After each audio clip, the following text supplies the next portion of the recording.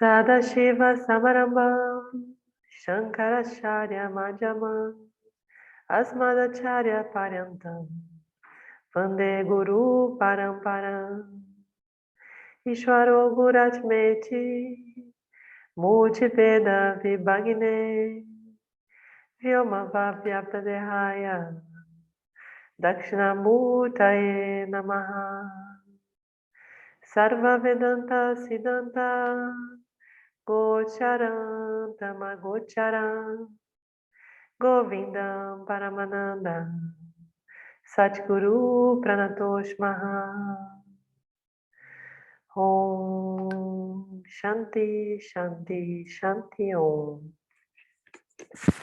Namastê, gratidão pela companhia. Deixa eu só silenciar aqui o WhatsApp.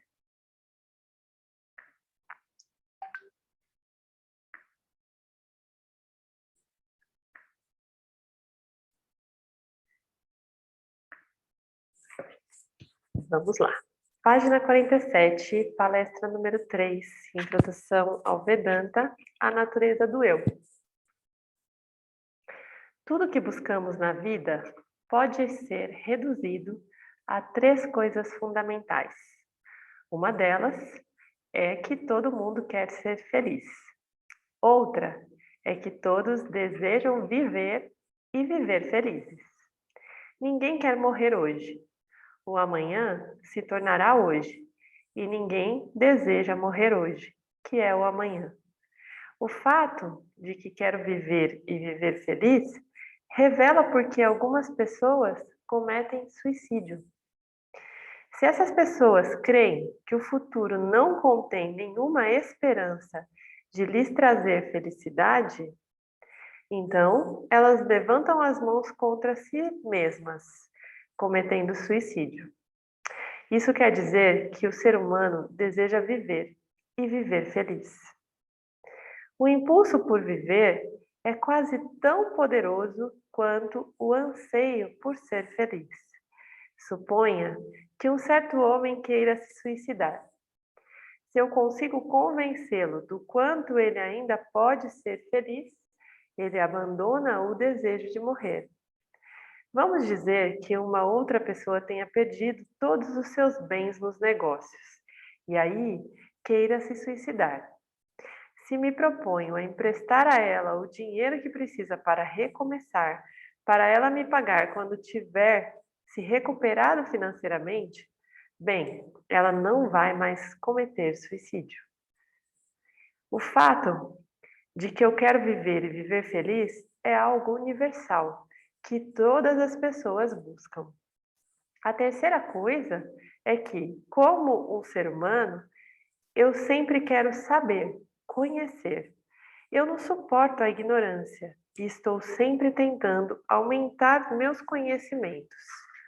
O amor pelo conhecimento se manifesta de muitas formas diferentes.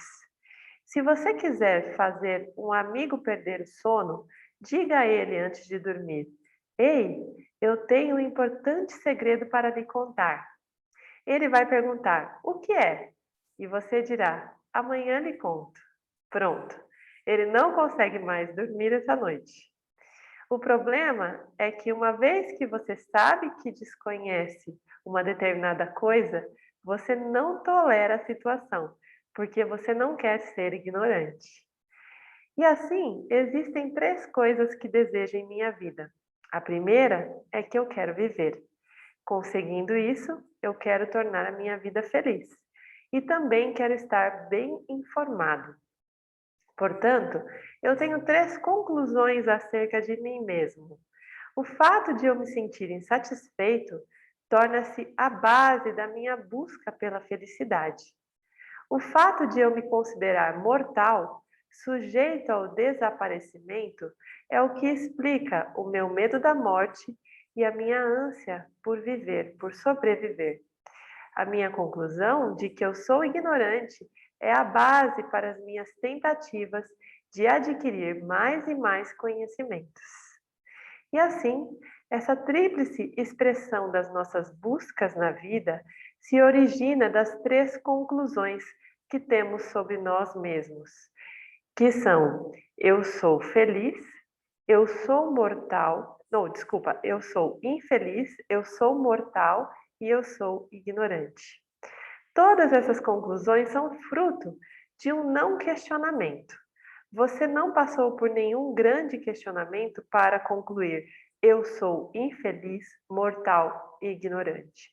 Tais conclusões são bases naturais e são chamadas em sânscrito de avichara siddha. Vichara quer dizer questionamento e avichara não questionamento. Siddha significa chegar a, e portanto, aquilo a que se chega sem conhecimento, sem questionamento, é a Vichara Siddha, que são as conclusões de que eu sou mortal, ignorante e infeliz. Todas essas conclusões são centradas em mim mesmo e são o resultado de uma falta de investigação. Portanto, tudo o que estamos fazendo agora é investigar o significado da palavra eu, primeira pessoa do singular. Como eu falei ontem, na palestra 2, né? Todas as situações com que você se defronta na vida podem ser reduzidas a dois fatores. O primeiro é eu, o sujeito, que é você mesmo, e o outro são os objetos conhecidos por você. Como eu também disse ontem, não existe um segundo eu, porque tudo que você objetifica não, não são senão objetos para você, ao passo que você não pode ser objetificado, já que é o sujeito que objetifica tudo mais. Os planetas, com o Sol no centro do sistema solar, são objetos do seu conhecimento. Outros sistemas em nossa galáxia, todas as outras galáxias que formam o universo e o que mais você possa pensar, você pode objetificar. Portanto, todos esses não são senão objetos, objetos, objetos. Todas as palavras, todos os sons, todas as formas e cores, todos os tipos de odores e sabores, todas as formas de tato, sejam elas quentes, frias, suaves ou ásperas. Todos esses são objetos de conhecimento. Você não pode pensar em algo que não desfrute do status de ser um objeto, enquanto que aquele que pensa, que objetifica, é o sujeito. É a este que a palavra eu se refere. Cada um dos inúmeros substantivos que existem corresponde a um determinado objeto, e podemos nos referir a todos os vários objetos utilizando-nos do pronome isto. Qualquer coisa que você conheça é isto. E a qualquer outra coisa que possa conhecer no futuro também o é. Vamos dizer que após a morte você vá para o céu. Ao chegar lá, você dirá: "Oh, isto é o céu. Oh, nunca imaginei que o céu fosse assim." Qualquer coisa com que você venha a se deparar no futuro será isto. Portanto, podemos nos referir a qualquer objeto fazendo uso dos pronomes isto, este, esta. Por outro lado, nunca posso submeter a mim mesmo uma objetificação, ou seja, eu não pode ser chamado de isto, este ou esta. Em sânscrito, as palavras que correspondem a eu e isto são aham e idam, respectivamente. Eu não sou nunca isto. E assim, quando eu pergunto quem é você, a sua resposta deveria se reportar à natureza do eu, que nunca é isto. Ninguém comete o erro de confundir a si próprio com um objeto. Não importa o quanto este me seja querido, como a minha esposa, o meu filho, ou então a minha casa, o meu dinheiro. Por mais que me sejam caros, eu não confundo nenhum deles comigo mesmo. Eu não sou minha esposa, nem meu filho, nem tampouco minha casa. Nada que eu veja ou conheça sou eu. Ninguém comete este tipo de erro. A resposta que as pessoas geralmente dão para essa pergunta Quem sou eu? É a partir de um ponto de vista ou outro. Você diz, eu sou filho de fulano de tal, mas esta não é a resposta para a pergunta quem é você? A sua resposta diz respeito a um relacionamento. Se eu perguntasse de que maneira você se relaciona com essa pessoa, você diria: eu sou seu filho. Só que você não é apenas filho, mas também é pai. Se você é pai e filho ao mesmo tempo, é preciso estar bem claro para você que sua resposta é relativa. Do ponto de vista do pai, eu sou o filho. Do ponto de vista do filho, eu sou o pai. E, portanto, quem sou eu, do meu próprio ponto de vista, sem estar relacionado ao mundo externo, ou seja, sem ser um pai, um filho, um irmão, marido ou esposa? Eu posso me referir a vários pontos de vista e me ver assim como uma pessoa relativa, mas, despido de todos os relacionamentos, olhando para mim mesmo como sou, quem sou? Quem sou eu? Essa pergunta só pode ser respondida quando permaneço sendo eu mesmo, livre de todos os outros pontos de vista e olhando para mim mesmo como sou. Eu sou o homem rico do ponto de vista do dinheiro, mas as riquezas não são idênticas ao eu. Na verdade, uma pessoa rica tem que ficar o tempo todo se lembrando: eu sou rica, eu sou rica. Só assim ela se sente rica, pois trata de um ponto de vista. O fato de que eu sou rico, ou de que eu sou velho, ou de que sou brasileiro ou português, todas essas várias noções que tenho acerca de mim mesmo levam em consideração diferentes pontos de vista. Mas, do meu próprio ponto de vista, qual é a natureza deste eu? Você poderia dizer, Swamiji, livre de todos os pontos de vista e relacionamentos, se me volto para mim mesmo, eu sou esse corpo físico. É o mesmo corpo físico que o meu filho chama de pai, que o meu pai chama de filho, que minha esposa chama de marido e o meu irmão de irmão. É o mesmo corpo físico e você diz: eu sou este corpo físico. E naturalmente é a nossa experiência que quando o corpo se senta, eu me sento. Quando o corpo se levanta, eu me levanto. Se eu peço a você para vir até aqui, você não pode deixar o corpo aí e vir até onde estou só em espírito. Nem tampouco o corpo pode vir e deixar você aí. Não é assim. Portanto, está muito claro. Aí ele fala uma frase em sânscrito, tá? Um pouquinho de sânscrito, ok? A tradução é: o corpo nasceu, eu nasci. O corpo é saudável, eu sou saudável. O corpo é frágil, eu sou frágil. Se é alto, branco ou preto, eu sou alto, branco ou preto. Se o corpo está morto, eu desapareci. E assim, o estado do corpo é o seu estado e, portanto, você é. Todas as limitações desse corpo pertencem a você. Você sofre as limitações do corpo.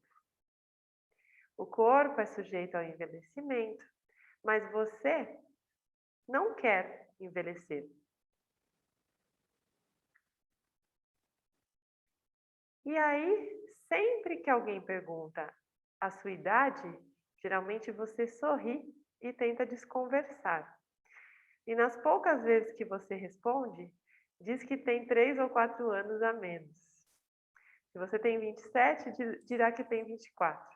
Se tem 31, vai dizer que tem 27. Se tem 35, dirá que tem 31. Se tem 41, dirá que tem 37. E assim você segue diminuindo alguns anos. Mas se você tem 71, vai dizer que tem 75 ou 85, pois aí você diz: olhem a minha aparência, veja como estou bem, tenho 10 dentes na boca e são meus mesmos. Isso porque ninguém quer envelhecer nem morrer. Há um amor por existir. E assim, as limitações do meu corpo físico, o qual é sujeito ao envelhecimento e à morte, se tornam minhas, porque eu me identifico com o corpo.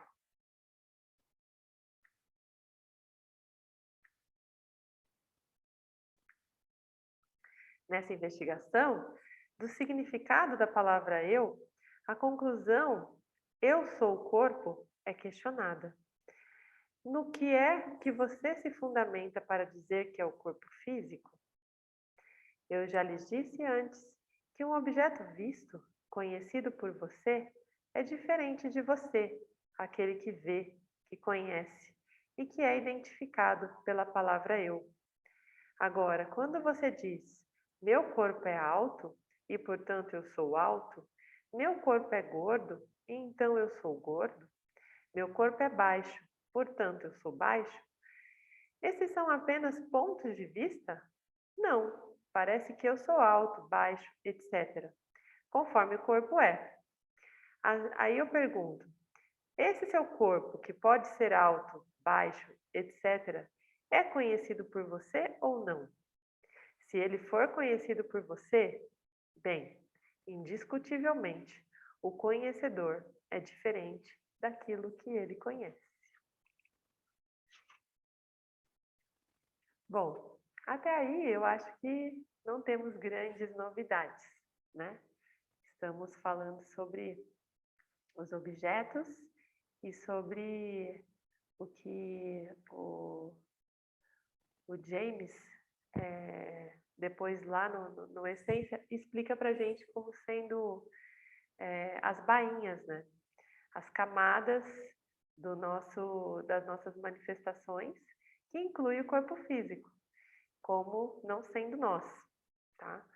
Então, eu acredito que não tenha muito espaço ainda para a gente falar, para a gente abrir por enquanto. Vamos continuando aqui.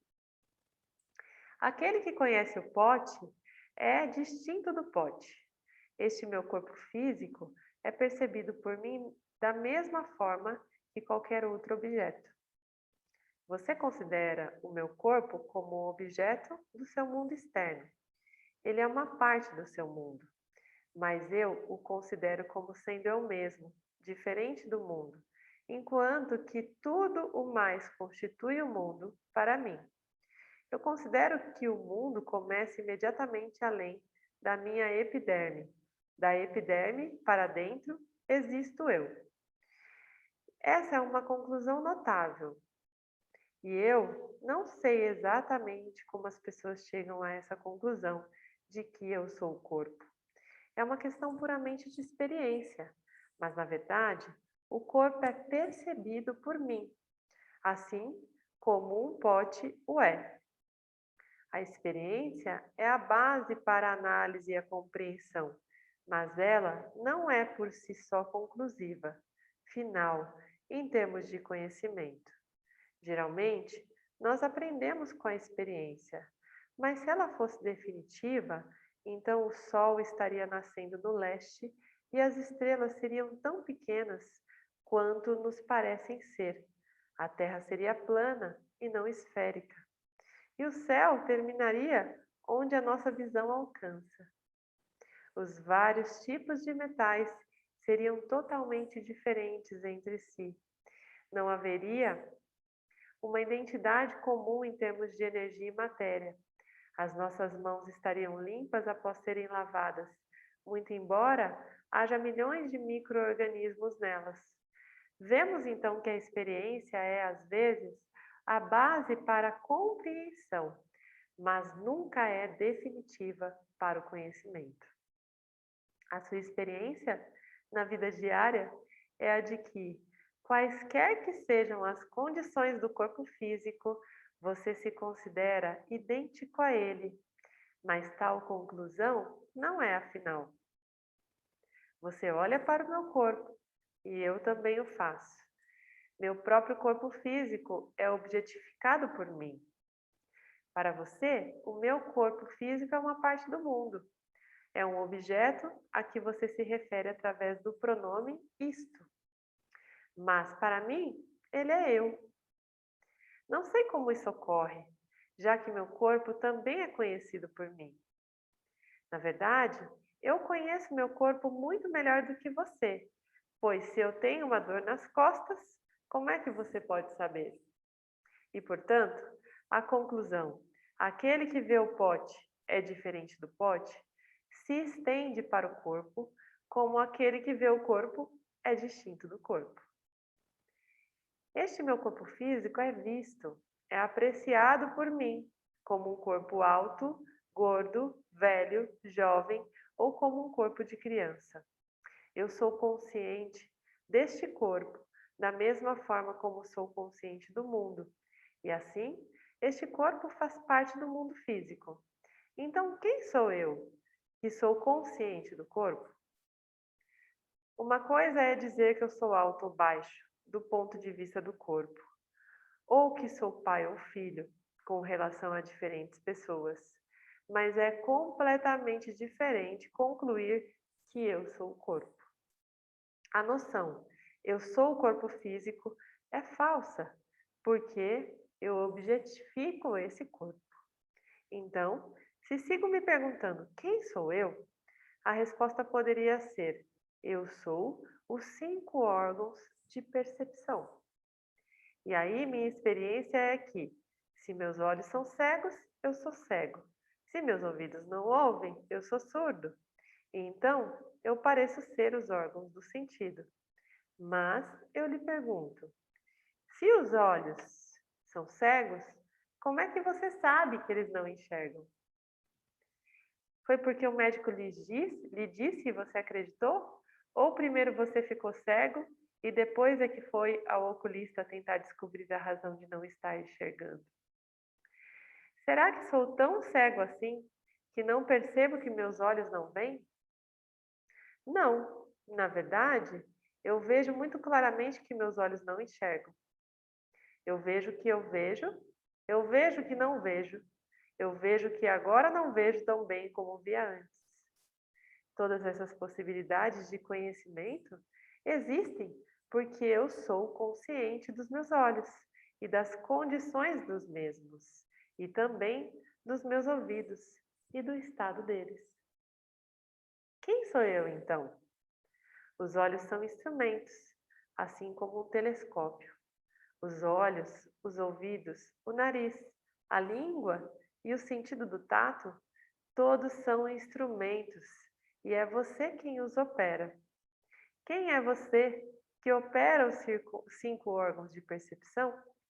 Se você deseja ver alguma coisa, basta virar seus olhos, assim como direciona o telescópio para cima quando quer examinar o céu. O telescópio é um instrumento e os seus olhos também. Se você percebe que alguém está conversando no quarto ao lado do seu, você inclina a cabeça, aproximando-a da parede e tenta escutar o que está sendo falado. Às vezes você nem muda de posição, mas põe toda a sua mente, coração e alma por detrás dos ouvidos, tentando escutar a conversa. Assim também, quando quer sentir o gosto de alguma coisa, você coloca sobre a língua e sente o sabor. E assim, os órgãos dos sentidos são instrumentos à sua disposição. Existe alguém que os opera. Quem é essa pessoa eu? Você poderá responder dizendo: eu sou a mente. Só medir, a experiência o confirma. A experiência é que, se a mente está agitada, eu estou agitado. Se a mente está tranquila, eu estou tranquilo. Se a mente está com inveja, eu sou invejoso. Se ela é egoísta, eu sou egoísta. E, portanto, eu sou é idêntico à mente. Eu sou a mente. Aí eu lhe faço outra pergunta. Preste bem atenção. Se você diz que sua mente está agitada e que, portanto, você está agitado, eu quero saber se você é consciente de que a mente está agitada. Pois se você não é consciente disso, por que você reclama? Como você pode reclamar? Você não pode se queixar de uma mente que não conhece.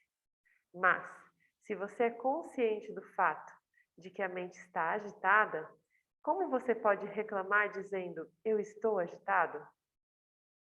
Suponha que você esteja sentado na beira da praia. O mar está agitado, mas você está tranquilo, desfrutando da visão do mar bravio. Isso porque você é aquele que vê o mar agitado, mas você mesmo não está agitado, porque o sujeito que vê é diferente do objeto visto. E, portanto, se sou consciente da mente inquieta, consequentemente, sou diferente dela. Então, quem sou eu? Quem é que olha para essa mente com todos os humores e paixões que a caracterizam? Até mesmo o conhecimento que você adquiriu na vida, o conhecimento de medicina ou de engenharia, de eletrônica, de direito ou de qualquer outra coisa, o conhecimento é conhecido por você. Você é consciente dele. Você não pode dizer eu nasci engenheiro ou eu já nasci médico. Na verdade, você adquire o conhecimento de medicina, de engenharia ou de direito ao longo do tempo. Você já estava ali presente, como uma pessoa consciente, capaz de acumular conhecimentos. E então, quem é este eu que se torna um advogado ao adquirir conhecimento de leis, que se torna médico ao estudar medicina? Quem é este eu que se eleva acima de todos os ramos de conhecimento, de todas as emoções, das condições dos órgãos dos sentidos, do corpo, do mundo físico? Quem é este eu? Até mesmo a memória é objeto do meu conhecimento. Eu existo antes de adquirir quaisquer memórias. Memórias são impressões deixadas pelas experiências pelas quais passei. Eu estava lá para experienciá-las e estou aqui para relembrá-las. Quem é este eu que se recorda, que objetifica as experiências passadas?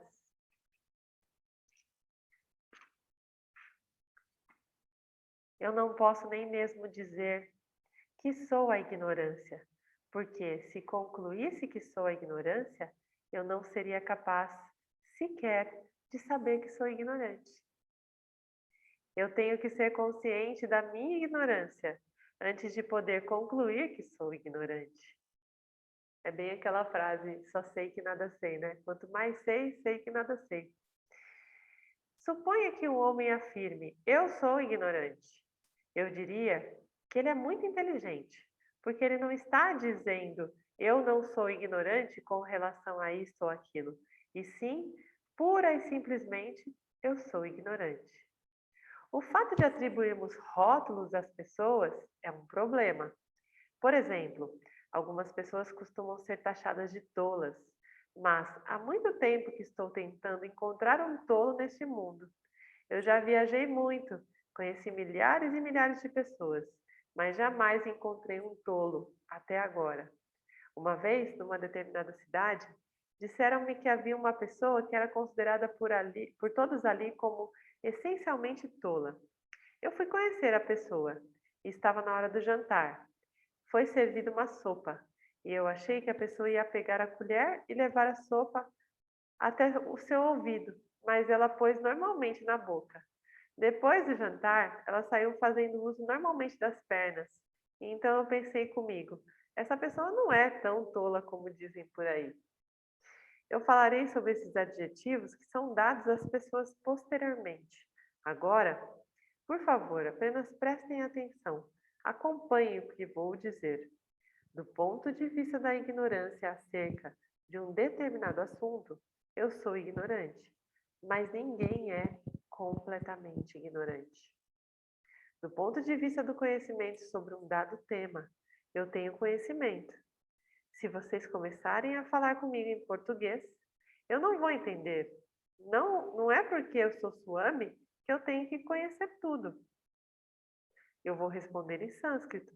E aí vocês é que não vão entender. Então, eu desconheço certas coisas e vocês desconhecem outras tantas. Ninguém detém todo o conhecimento. E também não existe nenhuma pessoa que seja completamente ignorante. Toda pessoa é ignorante em relação àquilo que ela desconhece e é conhecedora no que diz respeito ao que ela conhece. Então, quem sou eu que sou consciente do conhecimento e da ignorância? Vamos pausando então um pouquinho a leitura para a gente abrir para as contribuições. Quem quer falar um pouco sobre isso?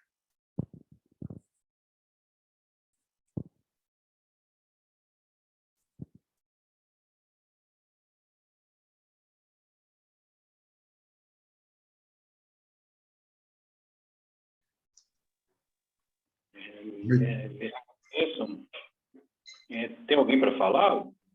Pode De falar, repente Ricardo.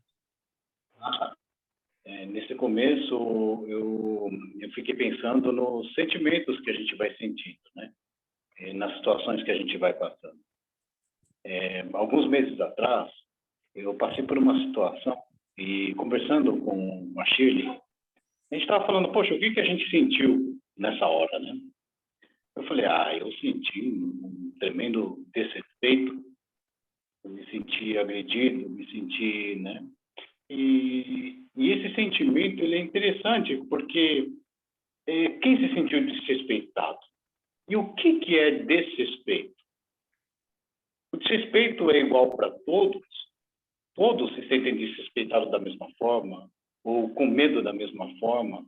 Ou com rancor da mesma forma? Então, o que eu comecei a perceber é que os sentimentos, eles são individuais, baseados em coisas que a gente tem ao longo do caminho.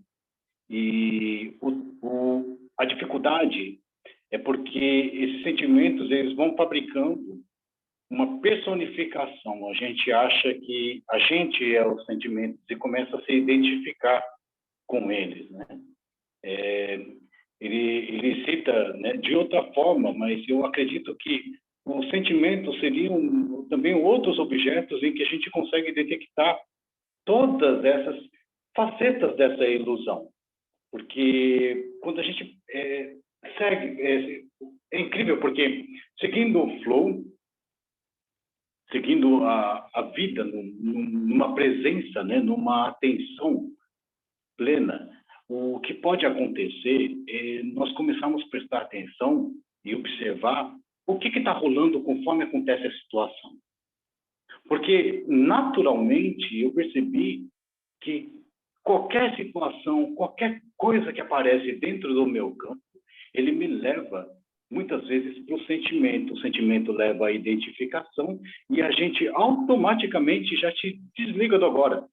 A gente para de ver a situação com nossos olhos e absorver o que está sendo mostrado, o que está querendo ser ensinado, e a gente se prende aos nossos sentimentos e às nossas convicções. O grande problema disso é que as nossas convicções, elas são estáticas, ela não vai movimentar, porque a gente só tem como base as pessoas que a gente conheceu, a vida que a gente viveu. E a vida em si, o ciclo, né, ele não é estático, né? Ele não para em momento nenhum, não tem como a gente agarrar ele. Então, e o mais duro disso daí é que eu fiquei ainda preso dentro desse sentimento, né, durante semanas, pensando, poxa, né? Aí lembrava da pessoa e ficava aquela coisa dentro da cabeça, pensando, é incrível como a gente se apega a esses objetos e acaba se identificando com eles e acaba pertencendo a eles. É incrível, né? Não é um sentimento que pertence a gente pertence ao sentimento, a gente é levado a ele, né? Nos desligando do movimento, né? Do movimento pleno, da atenção plena, né? Desse estado de plenitude. Então, os estados, eles sempre estão em movimento, nós sempre estamos de alguma forma, né? Agora, as coisas que a gente se apega e se agarra, né? E a gente quer se identificar com essas coisas, né? Com isto, né? Como ele cita muito bem citado, né? É isto, né? Eu sou isto. Não, não é isto, é o estado mesmo, né? É puro movimento. Era só isso que eu queria falar. É exatamente isso. E a gente enrosca, né, nesse lugar do sentimento. E assim como todos os outros, as outras camadas, né, as outras bainhas, elas servem justamente para nos reter, né, para nos conter aquela camada de realidade e nos fazer nos identificar com aquela camada. Realmente é desafiador, porque essa questão ela passa pelo, pela construção de significados para a gente, né? E existem algumas coisas que são mais universais, relativas ao respeito. Por exemplo, respeito aos mais velhos, né? Está instituído, é uma convenção social, né? Respeitar os mais velhos. Então, é um consciente coletivo que está ali. Mas, ainda assim, existe uma nuance, né? Existe um prisma aí dentro do respeito aos mais velhos que varia, né, de pessoa para pessoa, as percepções dos mais velhos, porque tem gente, por exemplo, que ao longo da vida sofreu um abuso, uma violência, né, de pessoas mais velhas, ou então nota uma arrogância na condução do mais velho da família, enfim, e acaba construindo um conceito acerca do mais velho, né, dos mais velhos, dos idosos e tal. Então, tudo isso vai sempre passar pelo filtro das nossas percepções que brotam através das experiências que necessariamente geram sentimentos, né? Então, o tempo todo nós estamos sendo desafiados a, a acreditar que existe um ponto comum, né? A projetar aquele ponto que para a gente é comum no outro e cair na cilada de que o outro está vendo aquilo que a gente está vendo, né? E aí a gente só julga a partir disso, a partir do que para a gente se tornou óbvio, né? Do tipo, não, é claro, é óbvio que eu devia ter sido respeitado naquele momento com aquela palavra, com aquela expressão. Aquela expressão foi desrespeitosa, mas o outro que está... a gente não tem garantia alguma de que o outro tinha consciência daquilo que ele estava dizendo, né? Ou da expressão. Ou se, tendo consciência, de onde veio essa construção? Provavelmente de uma ignorância que brotou de uma ilusão, né? Então, essa ignorância que nos faz julgar, o quanto ela é diferente da ignorância do outro que fez brotar a manifestação, né? E essa é a nossa seara diária de investigação, de discriminação, né? O tempo todo a gente está às voltas de discriminar a esse respeito.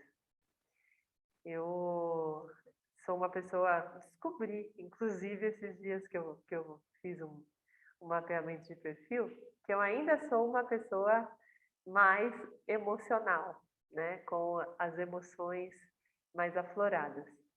Eu, a essa altura do campeonato, fiquei até um tanto surpresa com isso, porque eu imaginava que eu já teria atenuado bem esse fator, né, das emoções na minha vida, porque eu era muito sensível quando eu era mais nova, né?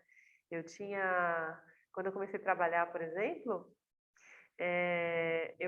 quando alguma situação muito básica assim acontecia, um dissabor, né? Muito corriqueiro, muito cotidiano acontecia, como por exemplo, alguém me cortava na fila do pão, vamos supor, eu chorava. Eu chorava porque alguém me cortava na fila do pão, que eu achava um absurdo. Aquilo me gerava uma indignação que me dava tristeza, né? Já tive, assim, situações de ir manifestar alguma coisa, tipo na fila do mercado, e minha voz embargar, sabe? De eu trazer a emoção para uma situação que era um fato. Eu não conseguia interpretar um fato sem projetar uma emoção em cima do fato, né? E isso foi super desafiador para mim, especialmente no mundo do trabalho, né? Quando eu caí na Matrix, eu olhei e falei, meu Deus, eu não vou sobreviver. É que minha mãe acho que não está aqui presente, mas no começo era muito engraçado. Eu comecei a trabalhar muito cedo e eu ligava para ela todos os dias de dentro do banheiro chorando. Mãe, eu não vou sobreviver. Esse mundo é muito cruel. E ela falava, calma, filha, respira. E assim, era praxe. Eu ligava para ela. E quando eu tive o celular, assim, eu tinha o celular na mão, eu ligava para minha mãe. E uma das primeiras coisas que eu comprei, né, quando eu comecei a trabalhar, foi um celular. Daí eu ia me esconder no banheiro, chorar as pitangas para minha mãe, porque ela era meu porto seguro, né? Então, a minha vida toda eu tive esse desafio. E aí, recentemente, há menos de um mês atrás, eu fiz um mapeamento de perfil, que é o mapeamento que eu estou fazendo para as outras pessoas, quis fazer comigo, né? E apareceu lá o eixo das emoções ainda fora do contexto, assim, sabe? Mais acentuado. Eu falei, ai meu Deus, que saga é essa, né? Eu preciso. E é interessante porque até um pouco tempo atrás eu estava mexendo muito mental, né? Muito racional e tal. E agora eu me deparei com isso. E ao mesmo tempo eu não sou nada disso, né? Então eu sei que em manifestação isso acontece de uma maneira mais acentuada. Então esse é o meu canal de discriminação, porque uma vez que isso é mais acentuado em mim, acaba sendo o meu canal de aprendizado, né? Porque eu tenho que passar, necessariamente por ser mais acentuado, eu tendo a passar por situações, né, mais emocionais para discriminar acerca das emoções. E no fim das contas, se a gente for pensar, essas bainhas, né, essas camadas, esses véus, eles servem só para isso, né? Para gente, para serem legendas da nossa discriminação, do nosso processo discriminativo. Então, as emoções existem para nos legendar sobre o processo, né? Assim como a mente, assim como o ego, são todos indicadores para o nosso processo de construção, né? E discriminação. Porém, contudo, todavia, nós nos identificamos com isso e a discriminação vai por água abaixo quando a gente se identifica, né? Então, essa é a grande pegadinha, a grande cilada de Maia. A gente se identificar com qualquer uma dessas ferramentas que temos à nossa disposição para fazer a discriminação, né?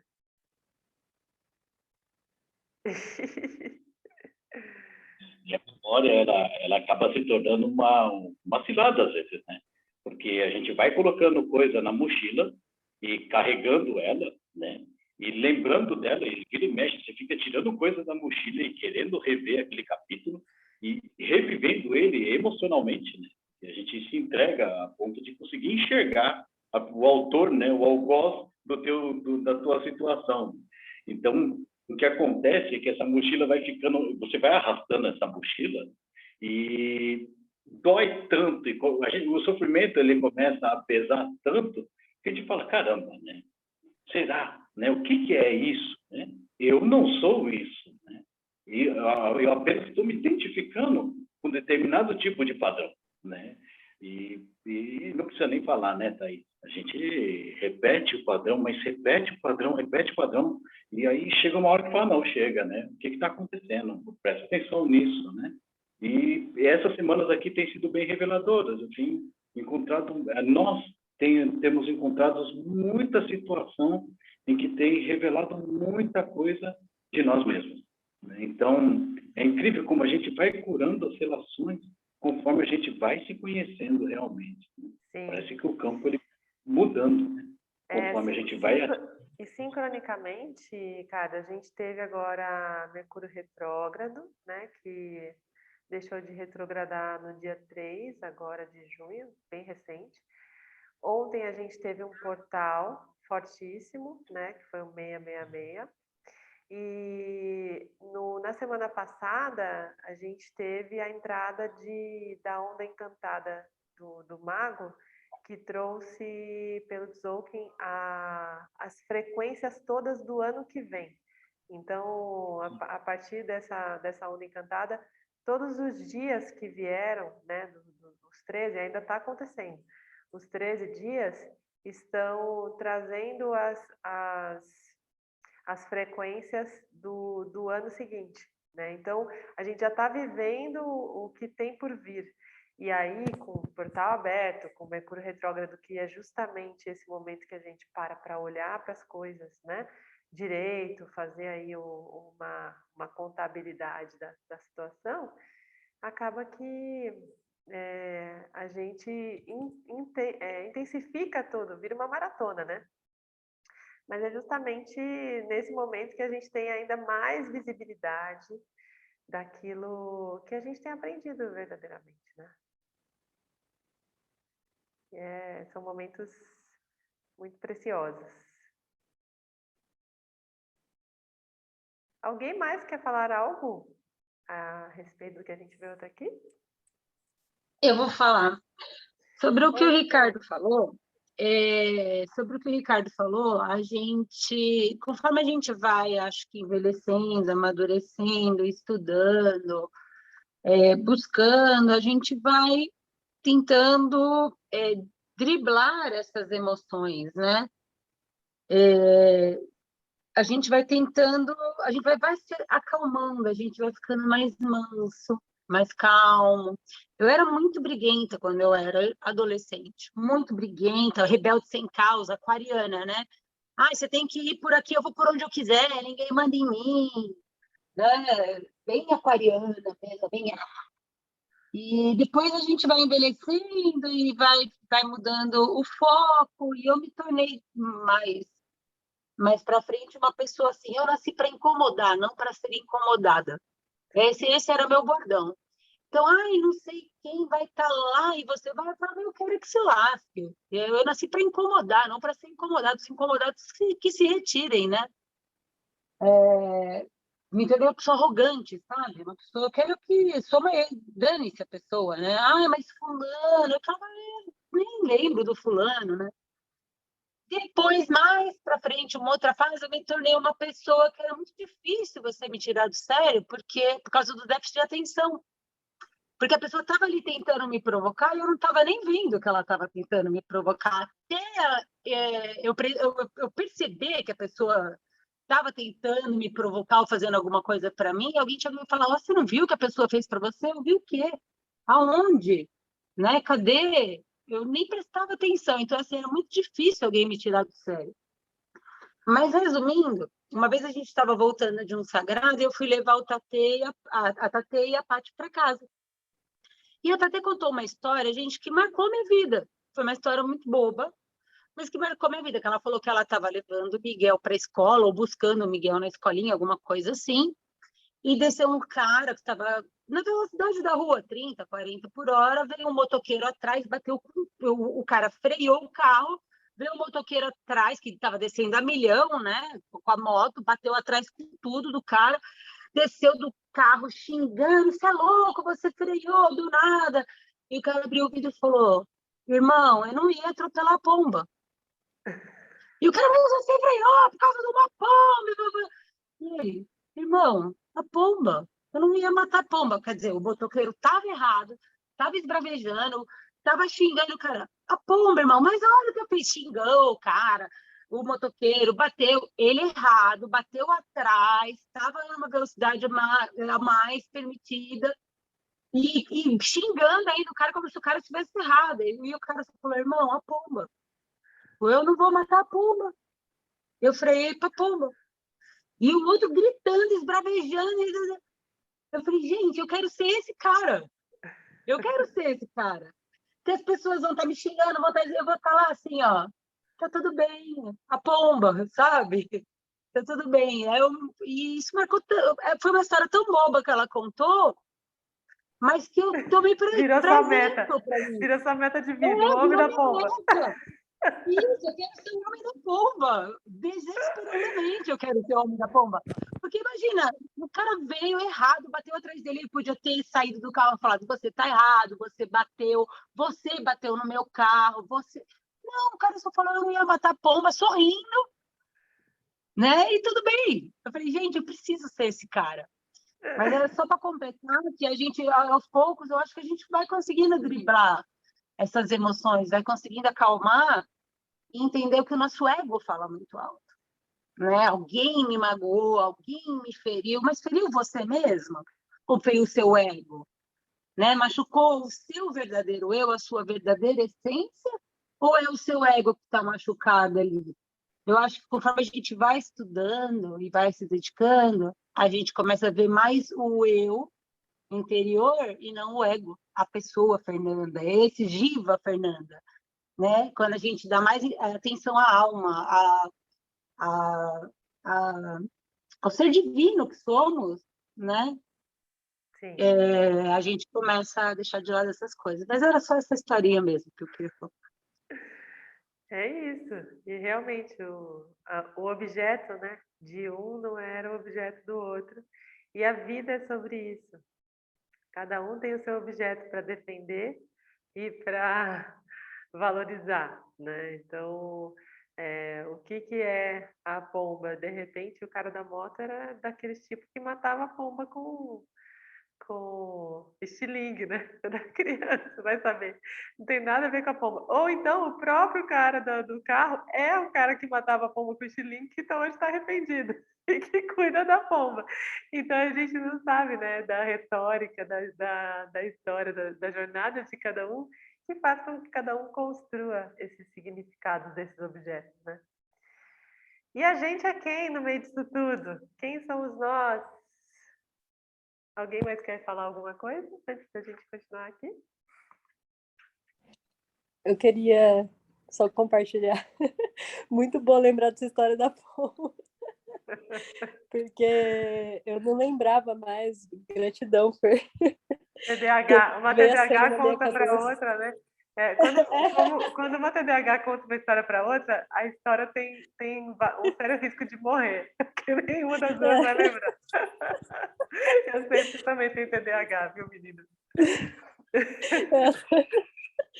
E é muito engraçado, né? Porque eu tô revivendo assim uma fase da minha vida, que é essa fase de retomar estudos e enfim, né? E a partir disso estão vindo vários processos, né? E a gente assim, né? Eu tô revivendo uma coisa que eu passava muito na faculdade, por exemplo, né? Que era quando eu não sabia alguma coisa, eu não conseguia entender algo, eu começava a entrar em desespero, assim, né? Muitas vezes, né? Chorava e aí eu fiz na sexta-feira, assim, eu tive uma aula e terminou minha aula, eu terminei a aula, vim aqui para a sala chorando, assim, para a Paty, falei, eu não estou entendendo nada, sou burra, não sei o que lá. Aí ela conversou comigo, me acalmou, e eu tive a oportunidade de reviver essa mesma situação do que eu não estava entendendo numa mesma aula, e eu tinha que apresentar, né, um case, né, e eu consegui, a partir do lado emocional, eu falei assim, bom, né, já que eu tenho esse lado emocional, eu vou deixar ele aflorar um pouco. E a partir desse case, assim, né, e vendo tudo aquilo que eu não estava entendendo, falei, não vou ter que entender agora, porque tem que apresentar o case no final da aula, né, pronto. É isso, é o meu momento de reviver. E aí foi vindo aquele turbilhão de emoções, e eu falei assim, eu vou focar a emoção para outra coisa, aprender a trabalhar com essas emoções e focar para outra coisa. No fim, tudo aquilo que eu não estava entendendo, eu consegui entender, e ainda por conta das emoções, eu consegui achar uma coisa que a professora até no fim da aula elogiou, assim, falou, nossa, ninguém nunca achou isso nesse case, né, muito legal, assim, né, e eu falei, poxa, que diferente esse olhar, né? A gente conseguir deixar as emoções falarem um pouco, né? E a gente conseguir entender que isso faz parte da gente. E a partir daquilo a gente conseguir olhar com um olhar analítico e enxergar por um outro foco, assim, né? Por um focar, na verdade, né, para o lugar que você precisa focar, mas é interessante como quando você olha para isso do lado de fora, assim, né, fala, também sou eu, né, como você consegue redirecionar o olhar e olhar para tudo, absolutamente tudo, e achar uma resposta que está lá escondidinha no final, assim. Isso foi um case, mas eu olhei e comecei a aplicar isso para minha vida, tipo, hoje, assim, né, porque eu tive essa história ontem, né, então foi aprendizado de ontem, falei assim, eu vou fazer isso hoje. E é muito muito incrível, assim, como começa a ficar mais leve, né, a forma como a gente olha. A gente fala assim, bom, tá bom, eu não aprendi isso lá atrás, mas hoje eu tenho a capacidade de aprender, porque o ser humano tem essa capacidade de redesenhar em cada situação da vida, né? E a gente esquece disso, né? Sim. Quando a gente só deixa as emoções falar, ou quando a gente simplesmente exclui as emoções, quando a gente aceita que tudo isso faz parte da gente, a gente consegue ter um olhar muito mais amplo e muito mais analítico, né, discriminativo sobre isso. Nossa, interessante. Você estava contando isso e eu me lembrei de uma situação que aconteceu no final de semana, que teve a festinha junina das crianças na escola, né? E aí eu sei que o Davi, é o meu filho do meio, né, para quem não conhece, ele é uma pessoa extremamente desprendida, assim, do que o outro pensa. Ele é completamente avulso na vida, assim. Ele é Kim 260, né, que é aquele Kim que não se altera e nem altera ninguém. Esse é o Davi, ele é neutro, assim, na vida. Aí ele fez a dança dele e tal, né, ele nem quer saber se eu tinha gostado, nem nada, saiu e tal. E aí eu falei para ele, filha, você conseguiu seguir certinho, né, a sequência e tal. Já a Alicia é totalmente diferente dele. Ela tem uma personalidade, assim, super extrovertida nesse aspecto, assim, né, extrovertida no sentido de levar para o outro essa necessidade de feedback e tal. E aí, na hora que terminou a dança dela, me veio assim, no automático, sabe? Eu fui no ímpeto de falar parabéns, filha. E aí me veio assim, é isso que você quer? Você quer fortalecer essa dependência que ela tem da aprovação dos outros? Por que ao invés de você fazer isso, você não inverte e leva para ela a importância dela se divertir com isso? Dela estar bem, né? E aí, ao invés de eu simplesmente falar parabéns para ela, eu falei, filha, como é que você se sentiu dançando? Você se sentiu bem? Ela falou, sim, foi legal para mim. E aí eu comecei a falar sobre o sentimento, falei, qual que foi a hora mais legal para você? E ela foi, né, discriminando a respeito da experiência para que ela percorresse mesmo, se tornasse discriminativa a respeito disso, ao invés de estar preocupada, né, da minha opinião. E no final dessa conversa, eu fui desdobrando com ela e tal, no final ela não me perguntou, mas o que você achou? Ela se deu por satisfeita, sabe, por ter feito essa discriminação.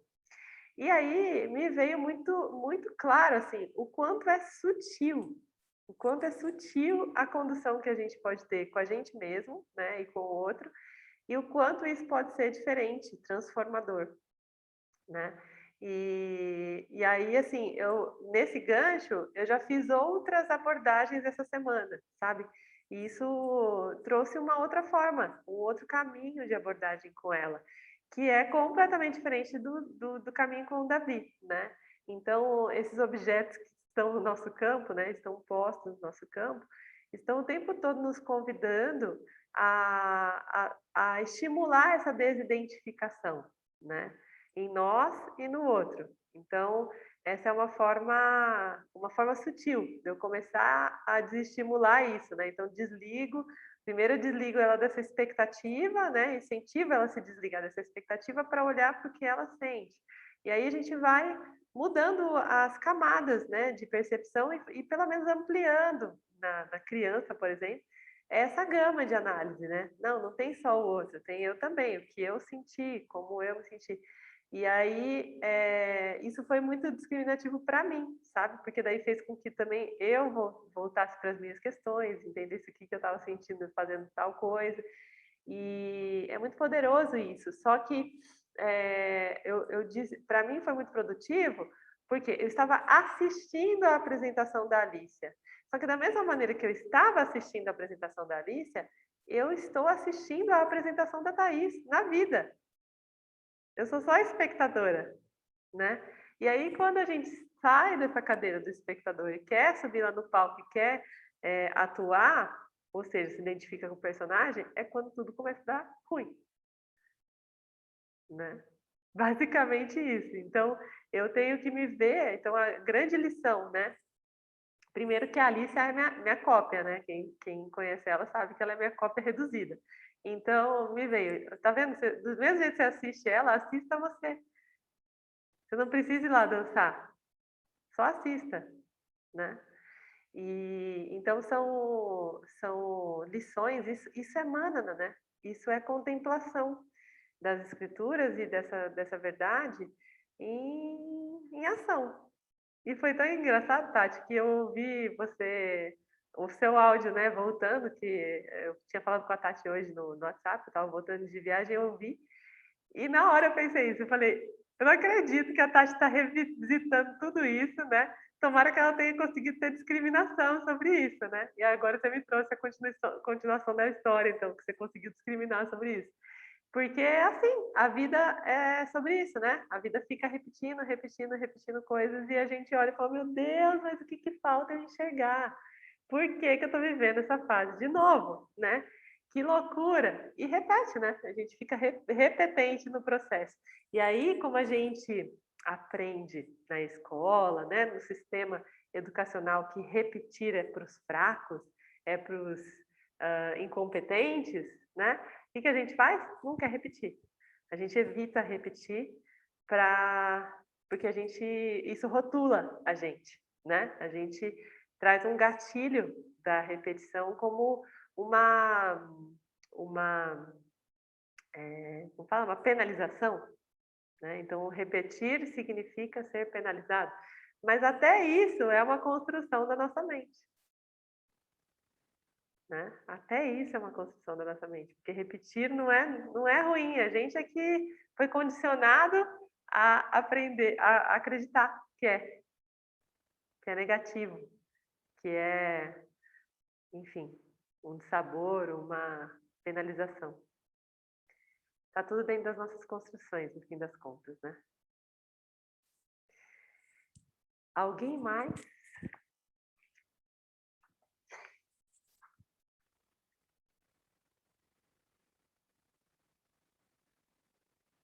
Bom, então, vamos seguir aqui, página 57. Agora, prestem bem atenção. Eu sou consciente da minha ignorância, das minhas memórias, do meu conhecimento, das minhas emoções, dos meus órgãos de percepção, das condições dos mesmos, do corpo físico, da cor do mesmo e do mundo físico. Você é consciente da sua ignorância, das suas memórias, do seu conhecimento, das suas emoções, dos seus órgãos dos sentidos, do seu corpo físico, da cor do mesmo e do mundo, o qual inclui seu corpo físico. Vejam, isso é uma mágica, isso é realmente uma mágica. Você é consciente da ignorância, conhecimento, memórias, emoções, órgãos de percepção, corpo físico e do mundo. Eu sou consciente das mesmas coisas. E todas as pessoas também são conscientes das mesmas coisas. Portanto, será que não há um eu comum a todos? E que é a base de tudo que conhecemos como objetos de conhecimento? Entre você, este ser consciente, e eu, o ser consciente, qual é a diferença? Sob a mesma luz, suponhamos que eu leia a Gita, outra pessoa leia a Bíblia e uma terceira leia a Playboy. Qual é a diferença entre a luz que ilumina esses três objetos? Sob essa luz que está me iluminando, vamos dizer que eu me expresso de diferentes maneiras. Agora estou rindo, a seguir estou zangado, depois sou incisivo, em seguida humilde. E assim, as minhas expressões seguem se modificando. Mas, e a luz? Ela também se transforma? Eu ilumino a minha ignorância, as minhas memórias, meu conhecimento, meu corpo físico e o mundo. Você ilumina a sua ignorância, seu conhecimento, suas memórias, seu corpo físico e o mundo. Mundo este que você percebe em termos de cores, formas, sons, paladares e aromas, em termos de células e núcleos, em termos de leis que regem a atração entre os vários objetos. Para cada objeto que você conhece, existe um conhecedor, um ser consciente. Eu também sou um ser consciente. Entre você, este ser consciente, e eu, como um ser consciente, que diferença existe? É uma coisa assombrosa esta, de que você é um ser consciente, completamente livre daquilo que acontece na sua mente e no seu corpo físico. Tudo isso é iluminado por você, que não é afetado pelo corpo, pela mente, nem pelas modificações que neles ocorrem.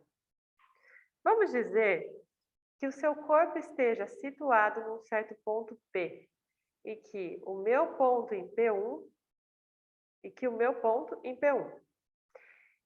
Não, meu corpo, né? Em P1. Então há uma diferença em termos de espaço. O seu corpo tem determinadas características e o meu possui outras, como a cor, a altura, etc. As minhas emoções são diferentes das suas. O meu conhecimento difere do seu. A minha ignorância também. Todos esses são fatores que expressam diferenças. Mas, quanto à luz que ilumina esses fatores, e luz aqui significa consciência, entre a consciência que ilumina as minhas memórias, etc., e a consciência que ilumina as suas memórias, etc., entre consciência e consciência, que diferença há? Não pode haver nenhuma diferença. Agora vamos supor que você diga, Swamiji, a minha consciência é azul. E a minha também, sou azul. Todo mundo fala que eu sou azul. Então, eu lhe pergunto, como é que você descobriu isso? E você diz, ontem eu vi. Aí eu perguntarei, quem é aquele que vê essa consciência azul? Aquele que vê a consciência não é azul. É uma pena que você esteja vendo uma consciência azul dentro de você, pois isso não é verdadeiro. Não veja essa consciência azul, pois não vai levar muito tempo para você ver a vermelha também. E mais tarde ficará tudo escuro. É assim que a gente vai parar no hospital para doentes mentais. Eu sou pura consciência. Você é pura consciência. Ele é pura consciência. Até mesmo com relação a um bebê, não existe consciência de bebê. Existe um corpo de bebê, uma mente de bebê, uma memória de bebê, mas não uma consciência de bebê. Existe apenas uma consciência. Se eu pudesse convencer o mosquito, eu diria a ele que a consciência pela qual é consciente do seu corpo de mosquito e da sua mente de mosquito é a mesma consciência que me faz ser consciente do meu corpo e da minha mente. Ela não pode ser diferente. Vejam, se neste ponto vocês estiverem achando difícil compreender, não se desesperem. Às vezes é bom saber que há certas coisas que não são fáceis de serem reconhecidas. Mas não é difícil, é só uma questão de ver. Se persistirem, vocês vão acabar vendo, pois é a sua própria natureza. Eu não estou propondo nenhuma teoria. Não há matemática envolvida. Eu uso a lógica para ajudar vocês a ver. Lógica esta que se baseia nas suas experiências. Eu sou consciente de várias coisas. A luz que ilumina os objetos dos quais sou consciente Ilumina os objetos dos quais você é consciente. Eu sou consciência, você é consciência. Quando digo você, estou me referindo a cada pessoa da plateia. Essencialmente, portanto, eu e você não somos diferentes. Nós somos dois, mas em essência não diferimos. Existem várias cadeiras neste auditório, mas elas não são diferentes entre si. Todas elas têm o mesmo tamanho e são feitas com os mesmos materiais, mas elas são muitas. A cadeira 1 ocupa o lugar P1, a cadeira 2 o lugar P2, e assim por diante. São muitas cadeiras, cada uma ocupando um lugar diferente, mas não há diferença entre elas. Assim, também eu sou consciência, você é consciência. Eu ocupo um determinado local e você outro. E, portanto, embora sejamos essencialmente idênticos do ponto de vista de consciência, nós somos muitos. Vocês estão aqui, aí e eu aqui. Neste momento, eu quero que vocês deem um pulo. Prestem atenção agora. Relaxem e escutem. Não fiquem tensos, ok? Sempre que as pessoas precisam prestar atenção, elas ficam tensas. Mas o que é preciso é apenas relaxar e estar atento ao que vou dizer.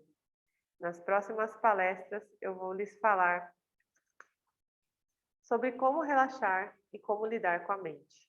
Nesse momento, porém, eu peço a vocês que relaxem como lhes for possível.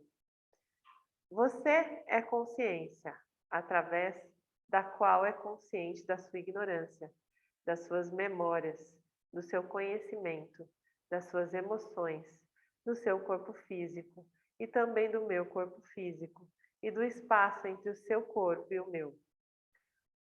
Eu pergunto, qual é a altura dessa consciência? Se você me disser que a sua consciência mede mais ou menos 5 centímetros, eu vou querer saber como é que você chegou a essa conclusão. Se você vê que a sua consciência tem 5 centímetros, então é porque há alguém que é consciente dos 5 centímetros. Eu estou falando é dessa consciência. Ela não tem altura. Se ela não tem altura, qual é essa largura? Ela não tem largura. Se ela não tem largura, nem altura, nem forma, na verdade, quão grande é essa consciência? Quão grande ela é? Ela não tem forma, e sendo assim, qual é o seu tamanho? Vejam, qual é o tamanho do espaço? A palavra grandeza já é uma expressão do espaço. Não existe um lugar onde o espaço não esteja. Não me digam, Suame, deve haver um lugar onde o espaço não exista. Esse lugar também é o espaço. Portanto, o espaço é algo que não tem forma nenhuma, que tudo permeia. E eu sou aquele que é consciente até mesmo do espaço. Numa história das Upanishads, o marido está ensinando sua esposa. Ele diz a ela, você não tem forma e tudo permeia. Ela então pergunta, como pode ser isso? E ele pergunta de volta, onde você está? E ela diz, estou em frente à nossa casa. Onde está a casa? A casa está em Tapauã, uma localidade. Onde fica Tapauã? Em Brahmapuri. Onde fica Brahmapuri? Nos Himalaias. Onde estão os Himalaias? Na Índia. Onde fica a Índia? Na Terra. Onde está a Terra? No espaço. Onde está o espaço? E sabe o que ela respondeu? Ela disse, o espaço está na minha mente. Eu sou consciente do espaço. O espaço é um objeto da minha consciência. Ao ouvir isso, ele pensou consigo mesmo. Ei, ela é incrível. Ele compreendeu a grandeza da sua esposa. Então ele perguntou a ela, onde está a sua mente? E ela disse, bem, a mente está no corpo. O corpo está em frente à casa. A casa é em Tapauã. Tapauã em Brahmapuri. Brahmapuri nos Himalaias. Os Himalaias na Índia, a Índia na Terra. A Terra no espaço, o espaço na mente. A mente no corpo. O corpo em frente à casa, etc. Ela entrou em órbita. O conceito de espaço está na mente, que por sua vez existe na consciência e não no corpo. E foi aí que ela errou. É a mente que objetifica o corpo, etc. E ela existe na consciência. Eu sou a consciência na qual a mente, o espaço e qualquer outro objeto estão.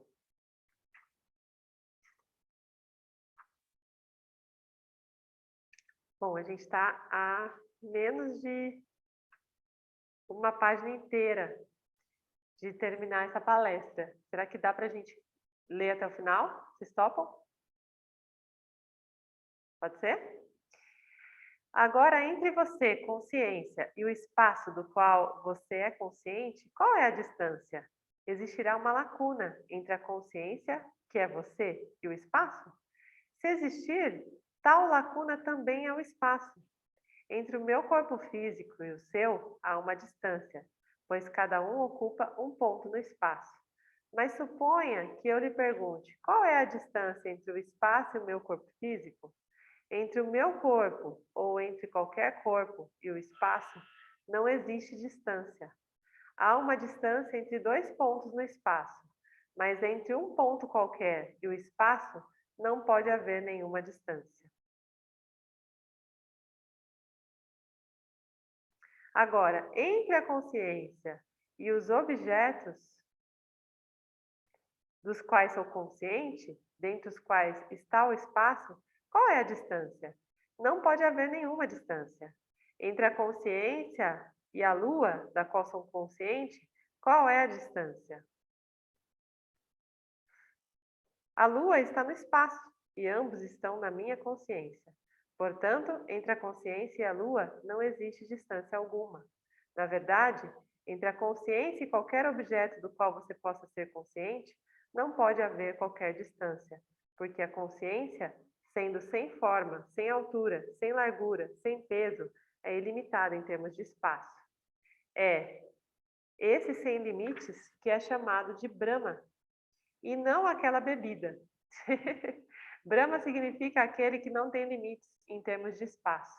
Portanto, eu sou sem limites, você é sem limites, ele é sem limites. Quantos ilimitados existem? Quantos podem existir? Só um instantinho, deixa eu passar aqui.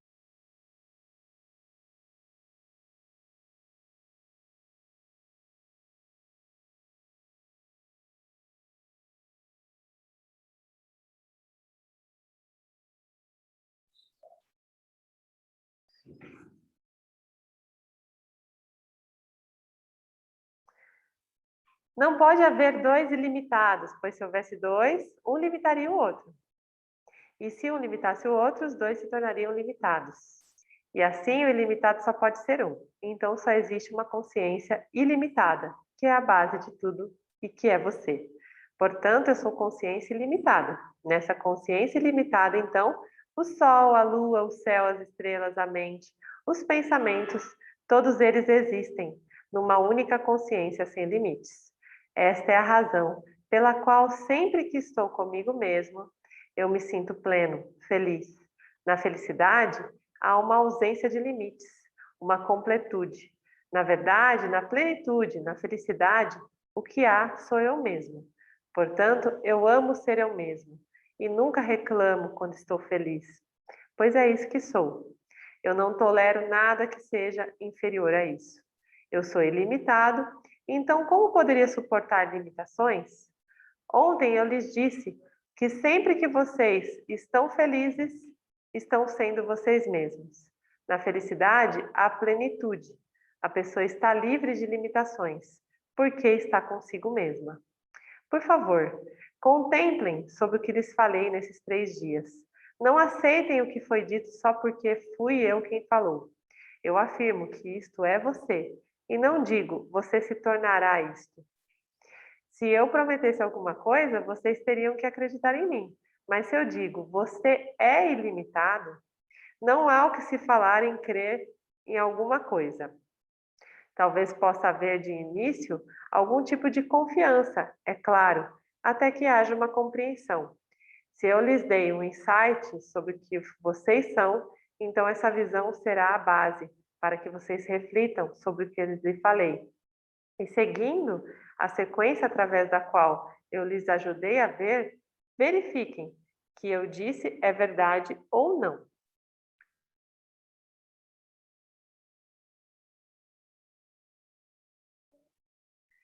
Eu retornarei a esse ponto de que desejo ser feliz, apesar de eu já ser essa felicidade, essa plenitude. Eu quero estar além da ignorância, e na verdade eu sou consciência, pela qual sou consciente da ignorância, eu não sou ignorância. O terceiro ponto é que eu desejo viver para sempre. Na verdade, o amor pela vida, por existir, é o amor pela eternidade, a qual verdadeiramente é a natureza de consciência, conforme veremos da próxima vez que nos encontrarmos. Recapitulando, as três coisas que busco na vida, eu já sou: a felicidade, a imortalidade e estar além do conhecimento e da ignorância. Essas três coisas são intrínsecas à natureza do eu. Agora, se está havendo alguma dificuldade em compreender a própria natureza, isso se deve a que vocês não estão familiarizados com este tema. E mais ainda, porque é necessário um certo tipo de mente.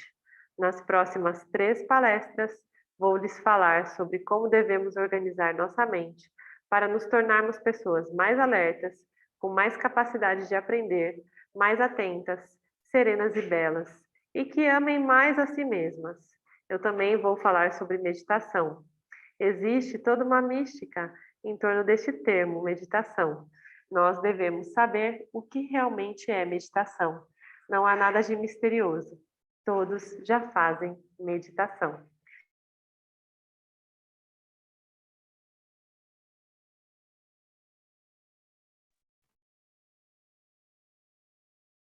Algo a dizer? Alguém quer complementar?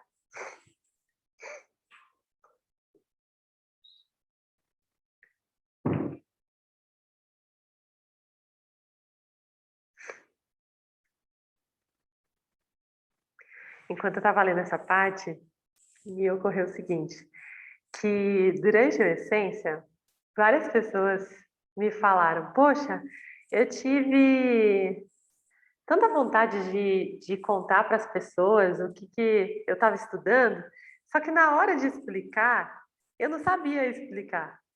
Eu não sei, eu sei o que é, mas não sei explicar. E aí, enquanto eu estava ouvindo as palestras, agora, né, esse trecho da palestra me veio que esses trechinhos são muito didáticos, né?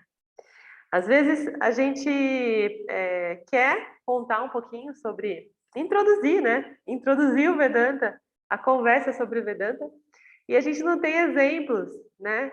Palpáveis, assim, ilustrativos. E esse livro é sobre isso, assim, desde da primeira palestra, né?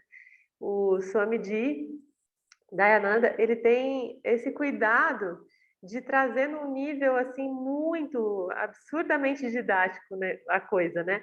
Fazendo as relações com as coisas mais simples e mais naturais e mais comuns a todos nós. Então, eu vi até agora nesse material essa riqueza mesmo de ilustrativa. Para a gente também, né? Porque a gente volta a percorrer, eu acho que já tinha dito isso em outras ocasiões, mas que isso é puro humana, porque não existe nenhuma novidade até aqui em termos de conhecimento para a gente, né? Que os que trilharam aqui a essência toda não estão diante de uma novidade, né? É a velha roupa colorida.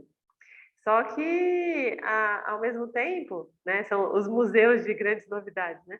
A gente está nesse museu, só que com uma forma diferente de abordagem, e que faz com que a gente faça a contemplação no outro ponto de vista, né? Então, percorra aquilo que a gente já viu em termos de conceito com outro ponto de vista. Então, fiquei muito feliz mesmo de identificar essas oportunidades aqui de tirar os recortes, né, do que está sendo dito, para poder ilustrar isso para as pessoas de uma maneira mais acessível, né, para que crie aí a motivação pelo Vedanta. porque simplesmente dizer que é a ciência do ser humano, talvez para alguns seja vazio, né? Pessoas, dependendo do perfil, elas precisam de mais detalhes. Então, esse livrinho é porreta nesse nível de detalhes aí. Tá. Oi. O livro realmente ele traz bastante exemplo, né? E é interessante quando a gente vai falar do Vedanta sem falar do Vedanta, né? E a forma, para mim, né, meu processo de construção, escutando o livro dele, né, as palestras, tem me auxiliado no dia a dia, quando surge a oportunidade. E a oportunidade não é quando eu quero falar sobre, é quando alguém precisa refletir sobre, né, alguma coisa, e você pega uma situação como essa, exemplos como esses são muito práticos, né? E a pessoa se dá, olha assim e fala, puxa, porque ele está no processo de construção dele, né?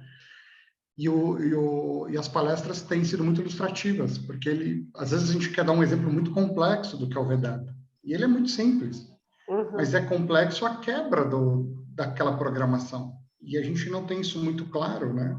Por isso, quando você pergunta, não, mas e aí? O que vocês têm para falar? A gente tem um monte de coisa para falar, mas a gente nem sabe como. As palestras têm sido um convite para a gente simplificar a linha de pensamento, né? Eu não preciso falar, mas alguém, quando está passando uma situação, essa semana eu passei por isso, a pessoa trouxe todo um contexto, desabafando toda uma situação de desafio, e aí eu só fui na observação, né, da história dele. Primeiro que eu não quis responder quem sou eu na fila do pão para falar sobre a vida dele, mas ele traz segurança para a gente fazer as perguntas para que ele possa encontrar as respostas. E esses exemplos que ele traz, eles são muito muito simples, né? Então tem facilitado bastante aí a minha observação. E é muito interessante a história que você falou de ser observador, porque eu estou perguntando, fazendo a pergunta para que a pessoa responda para ela mesma, né? E, ao mesmo tempo, eu me coloco como observador de mim, do meu evento, entendendo o meu processo de entendimento.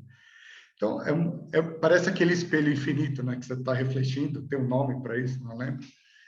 Então, a gente está sempre olhando para o outro, olhando para a gente, olhando para o outro, e, na verdade, olhando para a gente. Se a gente está atento, a gente está desperto. E é muito interessante, porque... E aí, nessa observação, muitas vezes a gente se vê naquela intenção de querer, não, corrigir o caminho do outro. E, na verdade, o outro, enquanto ele está construindo dele, e você quer corrigir o dele, se você estiver atento, você fala, mas espera aí, por que eu quero corrigir o caminho dele? Ele só está sendo ferramenta no meu caminho. Então, é muito interessante observar a vida acontecendo tão intensamente, tão paralela, né? E você de fora, como telespectador do filme, do seu próprio filme. E na medida que a gente vai estudando e vai fazendo humana, né, a gente consegue ajustar a maneira de olhar tudo isso, né? Eu escutei o pessoal falando, né, que, puxa, eu tenho essa questão da projeção, e eu comecei o inverso, né? Minha vida eu comecei com desapego, entendendo que cada um tinha sua verdade e tal. E em um determinado momento da minha vida, eu falei, nossa, eu estou fazendo tudo errado. Eu preciso me importar, porque as pessoas achavam que eu era indiferente a elas, né? Até hoje, minha mãe fala assim, você não se importa. Mas não é não se importar, né? E hoje o Vedanta trouxe uma série de respostas, porque eu acolho a verdade dela, né? E tá tudo bem. E aí, quando eu entendi que eu estava fazendo errado, eu comecei a querer intervir na história dos outros. E aí começaram os conflitos. Aí eu voltei para o conflito. E é muito interessante. Então, eu estou fazendo o caminho de volta hoje, que é tirando essa obrigação de querer ter as respostas dos outros, né? Que ele entenda o que eu entendi, porque o meu entendimento é só a minha verdade. Minha relação com a Paty, minha relação com meus filhos, minha relação com você, a gente passou por muitas etapas, né? Profissionalmente falando. Você pegou uma época que eu era totalmente introvertido, né? Eu não queria interagir com as pessoas, porque, meu, tá tudo certo, deixa cada um fazer o que tinha que fazer. Mas eu já estava nessa luta né? Já era uma questão do ego, né? Como a Fer falou. Então, assim, ver a leveza das palestras do Swami tem sido muito interessante, porque ele tem me ajudado a formatar todo este conhecimento com a leveza que precisa. E a leveza está em mim. Então, eu estou bem no processo de reencontro comigo, né? Trazendo na prática entendendo que eu só vou conseguir colocar isso efetivamente na prática vivendo com as pessoas e não ficando distante delas, né? Mas, ao mesmo tempo, vivendo com elas, não mantendo, assim, preservando o meu entendimento, a minha verdade, e acolhendo a verdade do outro. É muito sutil isso, né? Porque o que é acolher a verdade? Eu vou acolher a verdade da minha mãe, por exemplo, que é uma pessoa que é uma referência para mim, e que vem toda uma carga construída desde pequeno, que hoje começa a entrar em conflito. Então, como é que você acolhe isso, né? Sem desapegar da sua verdade? Né? Então, e aquilo te coloca de frente com o seu ego. Então, é muito interessante. Assim, tem sido... a gente pode até continuar a palestra para a próxima, para a quarta palestra, não tem problema. Vou ficar aqui para a quarta. Tá bem interessante mesmo esse processo. E sabe, Cris, eu vou te falar uma coisa que, como observadora, né, da sua fala. No começo, depois você mudou um pouco, mas no começo você falou tipo umas 5 ou 6 frases no a gente. Não, porque a gente pensa dessa maneira, a gente faz assim, e é uma forma, a gente está condicionado a generalizar, né? Na verdade, é o Cris que pensa assim. Eu penso assim, eu construí na minha visão, né? E aí você falou, que depois eu estou te dizendo isso porque na sequência disso, eu tenho que parar de achar que eu tenho solução para todo mundo, né? Então, um dos exercícios é não generalizar as soluções, as construções, né? Para a gente, é só você mesmo, nesse caso. E é muito interessante porque, assim, eu me pego sempre falando no coletivo pela necessidade de envolver as pessoas no trabalho. É muito importante você falar sobre o coletivo. Mas aí você começa, como observador, é bem isso, né? Olhando para mim e fala assim, mas eu trago, não, nós temos que fazer isso, não é nós, eu tenho que fazer isso. E aí você fala, mas espera aí, você tá, não é dos outros, tá falando de você, mas é tão automático. E aí começa a criar um pouco de aversão sobre o que você está falando. Não, Cris, isso é você. Em vez de criar aversão, olha para dentro, né? Interioriza este comportamento. Então tem sido um processo realmente muito interessante de nós-eu. Da gente, Cris. Se fosse a Paty ia falar que são 10 mil personalidades, caberia. Eu só tenho uma de TI, tá tudo certo. Muito bom. Bom, pessoal, a gente vai então encerrando, dando curso aí nosso processo discriminativo, né, sobre o que vimos hoje. E então nós finalizamos a palestra número 3 e eu quero trazer para vocês o convite, né, de vocês fazer esses recortes mesmo desses pontos que fazem sentido, que são ilustrativos, para que nós nos coloquemos à disposição do campo como seres, como agentes, né, da propagação dessa verdade que tem nos ajudado tanto. Se faz sentido para vocês essa verdade, pode fazer sentido para todos, porque somos uma coisa só, né? E na medida da oportunidade, que a gente esteja, então, sintonizado com essa sincronicidade para identificar a oportunidade de propagar essa verdade, né? Então, esse livrinho aí está sendo uma super ferramenta para a gente colocar de uma maneira sutil e, ao mesmo tempo, ilustrativa o dilema mesmo, né? A forma que esses desafios que todos nós estamos passando o tempo todo. Enquanto a gente estava falando, enquanto o Cris estava falando, o Ricardo também, eu estava aqui elucubrando sobre uma abordagem que eu ainda vou ter com uma pessoa que me trouxe um problema e eu estava pensando, nossa, acho que eu vou levar essa linha aqui para ele refletir sobre esse problema que ele está me relatando, né? Então é uma medicina, né? É uma medicina que de fato salva todo mundo da ignorância. Então, e a mim mesma, né? Então, enquanto estava fazendo aqui, eu estava também refletindo sobre várias coisas que eu posso levar aqui para o meu dia a dia, para o meu agora, para trazer luz, né? Nas conduções. Então, isso de fato é uma bênção. Eu considero uma bênção proporcional ao nosso merecimento, à nossa busca, né? Mas eu tenho certeza que existem outros buscadores e merecedores. Então, que sejamos instrumentos nesse campo. Gratidão pela participação, pela companhia de sempre. Antes de fazer o Purnamadá, eu vou avisar que eu vou colocar aqui no grupo, na sequência, uma música que eu ouvi hoje cedo, partilhei com a Tati, com o Cris e com a Paty. E o Cris e a Paty falaram que é muito vedantina, e realmente é muito vedantina, sobre essas construções dessas verdades que a gente faz, né?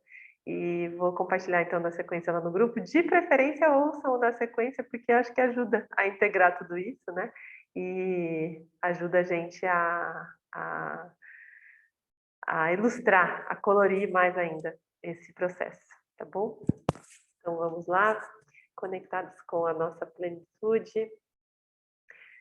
Om Purnamada Purnamidam Purna Mudachyate Purnasya Purnamadaya Purnameva Vashishyate. Om Shanti Shanti Shanti. Gratidão e até semana que vem. Boa noite para vocês, bom descanso.